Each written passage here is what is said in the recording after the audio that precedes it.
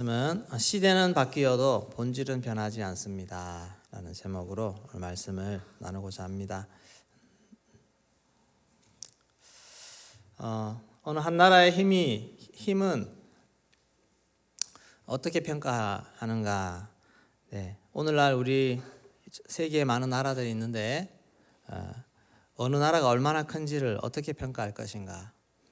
대개는 그 나라가 얼마나 부강한지, 돈이 많은지, 경제적으로 능력이 있는지, 또 얼마나 강력한 무기, 그리고 요즘은 최첨단 무기를 가지고 있는지, 이런 것으로 평가할 수가 있을 것입니다. 우리 대한민국의 군사력이 세계에서 몇인지 아십니까? 종합적으로 평가할 때 세계 6위의 평가를 받고 있습니다. 미국, 러시아, 중국, 인도, 영국, 다음으로 대한민국 이렇게 있습니다. 대단하지 않습니까? 일본도 넘어서고 독일도 넘어서고 프랑스도 넘어서고 이탈리아도 넘어섰습니다. 올해 2023년 국방비 예산이 57조 원입니다. 57조 원. 그런데 전 세계 1위라고 할 수 있는 미국의 국방비는 1042조입니다.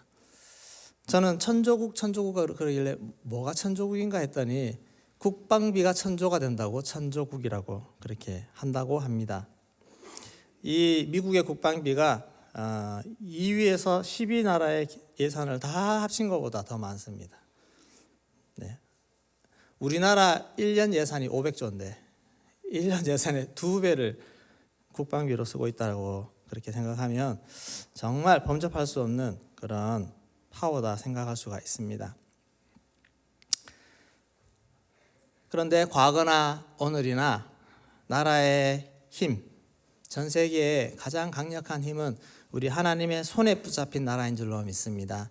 하나님이 주관하시고 하나님이 다 모든 나라를, 세계 정세를 움직이시는데 하나님이 기뻐하시는 나라, 하나님이 붙잡고 사용하시는 나라가 가장 강력한 나라입니다. 과거에 오늘 본문에 나오는 사사시대, 그 사사시대에 이스라엘이 언제 강해졌느냐? 하나님을 잘 섬길 때, 말씀으로 돌아갈 때, 그때가 가장 강력할 때입니다. 왜냐하면 하나님이 그들을 붙잡으시고 그들에게 함께 하시기 때문입니다. 그렇게 보면 이스라엘 백성들의 힘은 믿음입니다. 그들이 얼마나 말씀을 제대로 붙잡고 하나님께 나아가느냐, 그것이 그들의 강력한 힘이었다는 것입니다. 오늘날도 우리가 얼마나 하나님을 잘 믿고 섬기고 말씀대로 사는가, 얼마나 거룩한가, 이것이 바로 우리의 힘이요 나라의 힘이라는 것입니다.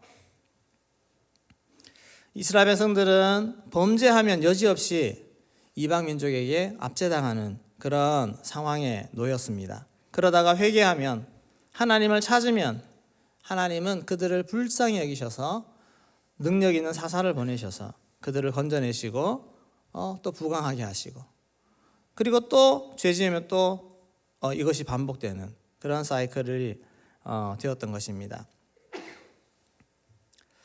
이런 이스라엘이 이제 사무엘에게 와서, 사무엘이 얼마나 통치를 잘하고 있습니까? 그런데 이 사무엘에게 와서 왕을 세워주십시오라고 그렇게 요구를 하고 있습니다.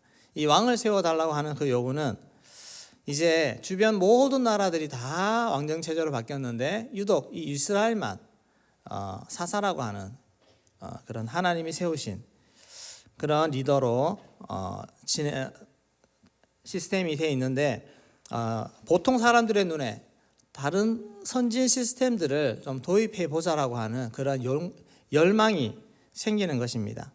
말하자면 온 세상이 다 시스템이 다 바뀌었는데 우리만 이런 시스템으로 있다고 하는 것, 뒤처진다는 것입니다. 왕정체제는 당시에 볼 때, 당시에서는 그래도 가장 발전한 형태의 통치 방식입니다. 왕이 강력한 힘을 가지고 군대도 마음대로 활용할 수 있고, 그래서 얼마나 볼 때 강력하겠습니까? 그렇게 해서 왕을 세워달라고 그렇게 요구를 하는데 이것이 이제는 권면을 해도 듣지 않습니다. 제대로 말을 해도 듣지 않은 이미 우리는 왕을 가져야 되겠다고 하는 마음이 이미 가득 차 있어서 하나님도 그들의 요구를 들어주라라고 그렇게 말을 합니다. 말씀하셨습니다. 생각이 바뀐 것입니다. 시대가 달라졌고 사람들이 생각하는 가치관이 바뀌었습니다. 세대가 바뀐다는 것입니다.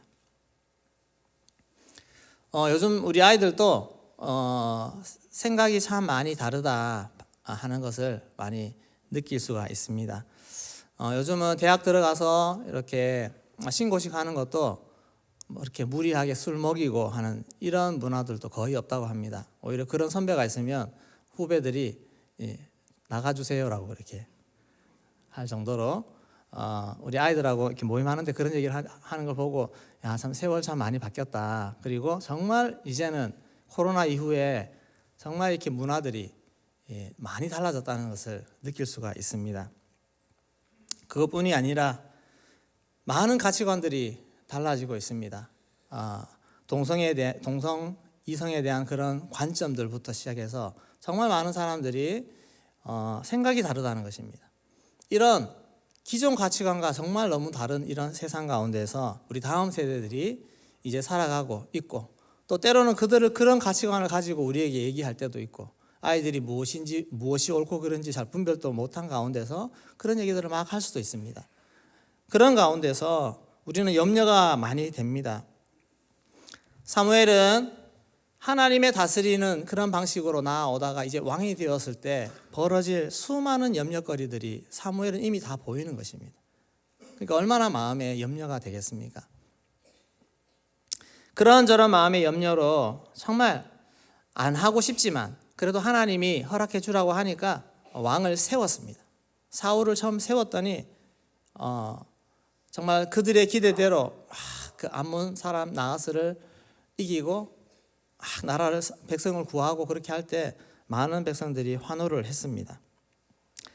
그런데 사무엘은 정말 놓치지 말아야 될 것들, 왕으로 지금 나라가 새롭게 되지만 너희들 정말 놓치지 말아야 될 것이 있어. 그러면서 정말 아비의 심정으로 정말 영혼을 사랑하는 마음으로 부탁하는 그런 본문이 오늘 나오는 본문입니다. 여기에 두 가지, 시대가 지나도 바뀌지 않을 정말 부모 세대가 해야 될 역할과 다음 세대가 해야 될 역할들이 분명히 나와 있습니다.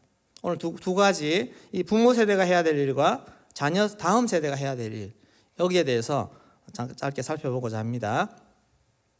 자, 부모 세대가 되어서 해야 할 일, 첫 번째로 기도를 쉬면 안 됩니다. 우리 사무엘상 12장 23절 같이 읽겠습니다. 나는 너희를 위하여 기도하기를 쉬는 죄를 여호와 앞에 결단코 범죄하지 아니하고 선하고 의로운 길을 너희에게 가르칠 것인즉. 네, 너희를 위하여 기도하는 죄를 여호와 앞에서 결단코 범하지 아니하고. 네, 믿음의 사람일수록 기도 없이는 아무것도 못한다는 것을 잘 압니다. 잘 느낍니다. 그래서 참 기도를 그렇게 쉬지 않겠다는 그런 고백을 합니다. 더군다나 하나님을 의지하기보다 시스템을 의지하려고 하는 우리 정말 영적으로 이만큼 좀 수준에 올라와야 되는데 그러지 못한 백성들을 볼 때 더더욱 안타까운 마음으로 기도를 쉴 수 없는 그런 사무엘의 마음이 느껴지지 않습니까? 신앙이 어리다고 나무라기보다 오히려 그들을 위해서 기도해 주면서 기다려주는, 그리고 하나님이 저들을 만날 수 있도록 기도하는 것이 우리가 할 수 있는 최선이 아니겠습니까? 우리 자녀들에게 아무리 얘기해도 때로는 귀가 막혀서 듣지 못하고 있을 때 우리가 그 답답한 마음이 있지만 그것을 안고 하나님 앞에 엎드려서 우리가 기도의 자리를 놓지 않고 기도의 사명을 놓지 않는 그러한 모습은 부모 세대가 해야 될 일입니다. 아무리 내가 해도 안 되더라 포기하지 마시고 끝까지 하나님이 일하실 때까지 우리는 기도하기를 쉬는 죄를 범하지 말아야 될 줄로 믿습니다. 자녀들이 안 나와도 부모님이 먼저 자리 나오셔서 기도하시고 기도의 씨를 뿌리시고, 그렇게 하면 하나님이 우리의 기도를 보시고 자녀를 붙잡으시고 다음 세대를 붙잡으시는 은혜를 주실 줄로 믿습니다. 예수님도 십자가에서조차도 너희 자녀를 위해 울어라고 그렇게 말씀하지 않습니까? 누가복음 23장 28절 같이 읽겠습니다. 예수께서 돌이켜 그들을 향하여 이르시되 예루살렘의 딸들아 나를 위하여 울지 말고 너희와 너희 자녀를 위하여 울라. 이 세상의 풍조에 아이들이 물들지 않도록 이 세상 가운데서도 거룩한 하나님의 자녀로 살아갈 수 있도록 우리는 기도를 멈추면 안 됩니다. 항상 기도로 지원하면서 기도의 삶을 살아가기를 소망합니다. 두 번째, 선하고 의로운 길을 가르쳐야 합니다. 23절 하반절에 보면 선하고 의로운 길을 너희에게 가르칠 것인즉, 사무엘이 기도를 쉬지 않는 것과 동시에 선하고 의로운 길을 가르칠 것이라고 그렇게 스스로 다짐하고 있습니다.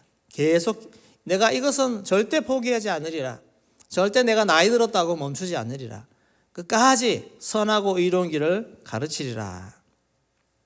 우리 아이들에게도 하나님의 말씀, 선하고 의로운 길, 바른 길, 진리, 이것을 가르치는 것을 쉬지 않아야 될 줄로 믿습니다. 때를 얻든 못 얻든 전도하는 것처럼 정말 때를 얻든 못 얻든 아이들에게 가르쳐야 됩니다. 신명기 6장 6절 7절 말씀 같이 읽겠습니다.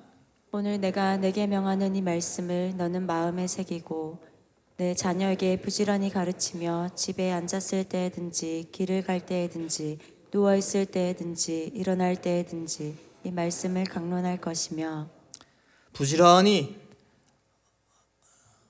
항상 그렇게 틈을 보고 계속해서 말씀을 접할 수 있도록 그렇게 가르치는 부지런함을 가지고 나아갈 때 계속 뿌려진 말씀이 결국 시간하고 싹이 자라서 열매 맺는 그런 은혜를 하나님이 주실 줄로 믿습니다. 부지런히 입술로 가르치시고 또 삶으로 본으로 그렇게 가르치시기를 소망합니다. 이번에는 자녀 세대가 할 일입니다. 그러면 자녀들은 어떻게 해야 될 것인가? 하나님이 행하신 것을 기억해야 됩니다. 하나님이 행하신 것. 24절 말씀 같이 읽겠습니다. 너희는 여호와께서 너희를 위하여 행하신 그 큰 일을 생각하여 오직 그를 경외하며 너희의 마음을 다하여 진실히 섬기라. 네, 여호와께서 너희를 위하여 행하신 그 큰 일을 생각하여, 이것은 하나님이 출애굽하여 이스라엘을 건져내신 그 구속 사건, 이것을 말합니다. 큰 일을 기억한다는 것은 항상 내가 어떤 사랑을 받았고 어떤 도움을 받았고 은혜를 기억한다는 것입니다. 우리 다음 세대는 내가 정말 어떤 큰 은혜를 받았는지를 항상 생각해야 되고 하나님이 어떤 일을 내게 행하셨는가, 이것을 기억해야 됩니다. 그리고 깨달아야 됩니다. 그리고 감사해야 됩니다. 은혜를 아는 것입니다. 우리 다음 세대, 우리 여러분들이 제일 첫 번째는 은혜를 깨닫는 것입니다. 나를 위해 십자가를 지신 그 구속의 사랑이 얼마나 큰 사랑인지를 깨달을 수 있기를 소망합니다. 그리고 하나님이 우리 부모님을 통해서 나를 얼마나 사랑하고 섬기는지도 깨달을 수 있기를 소망합니다. 수많은 사람들이 나를 위해 얼마나 섬기고 왔는지, 이것을 다음 세대가 이 은혜를 알기 시작하는 것이 너무너무 중요하다는 것입니다. 은혜가 무엇인지를 깊이 고민하며 생각하면서 하나님을 발견해가고 하나님의 사랑을 발견할 수 있는 은혜를 붙잡을 수 있기를 소망합니다. 두 번째, 여호와를 경외하며 진실이 섬겨야 합니다. 24절 하반절 말씀도 같이 읽겠습니다. 빨간색부터요. 오직 그를 경외하며 너희의 마음을 다하여 진실이 섬기라. 오직 그를 경외하며 너의 마음을 다하여 진실이 섬기라. 네, 그를 경외하는 우리 다음 세대가 되기를 소망합니다. 경외함이 뭔지에 대해서 눈이 뜨기 시작하면 여러분 죄악도 이길 수 있는 줄로 믿습니다. 내가 함부로 살지 않습니다.